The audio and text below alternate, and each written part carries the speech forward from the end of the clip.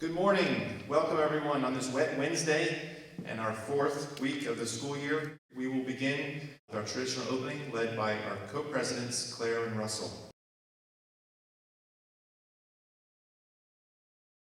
Thank you. Today's assembly is our name assembly, and the question is, what's in a name? I once worked with a man, an English teacher, who always began the school year with an assignment in which his students had to research the significance of their names. It was a great assignment. Students liked it. They often had to talk to a parent about why they were given their particular name. They always had to do research on the origin and meaning of their name, and the results were always very interesting. It helped that there were 45 nationalities represented at the school, from Asian countries like Japan, Thailand, and Korea, to Middle Eastern countries like Jordan, Saudi Arabia, African countries like Nigeria and Egypt, South American countries like Brazil and Colombia, North American countries, including the United States and Canada, and European countries, Germany, Italy, France. But even if all the names were familiar ones, names such as Sarah or Spencer or Joe, the results would have been interesting because the origins, history, and meaning behind names are interesting. They tell a story.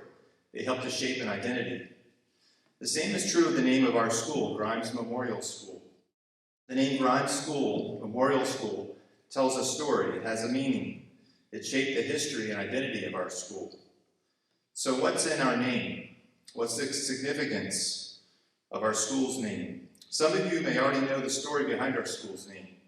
For others, it may be a new story. For all of you, I hope you will learn at least one thing about our school's name from the story I tell. Let's start with the trickiest word first, memorial.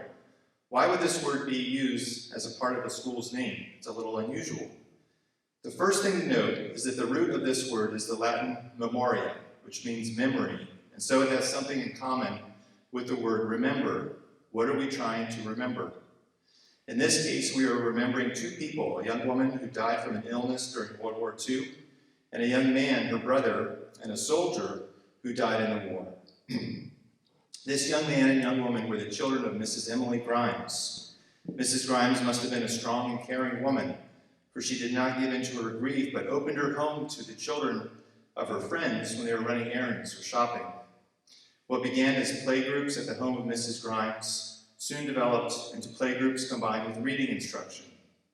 And before long, the friends of Mrs. Grymes encouraged her to open the school. She opened the school in her home, and soon outgrew her home and moved across the street to the firehouse.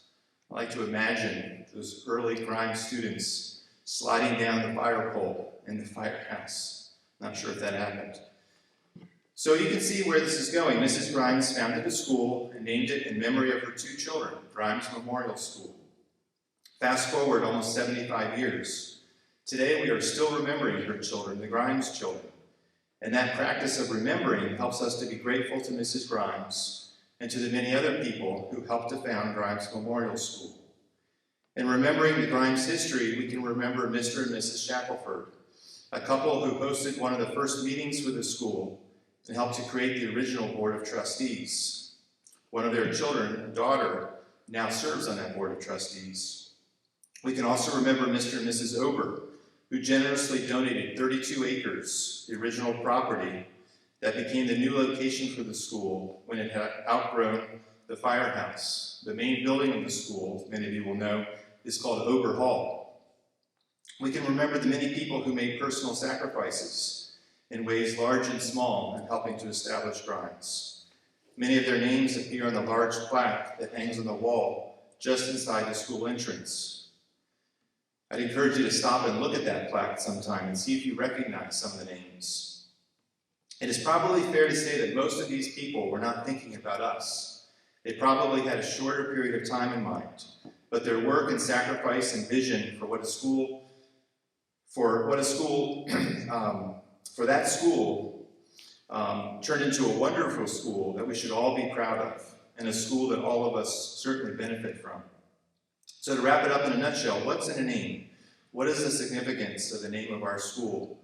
The name Grymes Memorial School causes us to look back into the past, long before any of us were born, long before even your parents were born.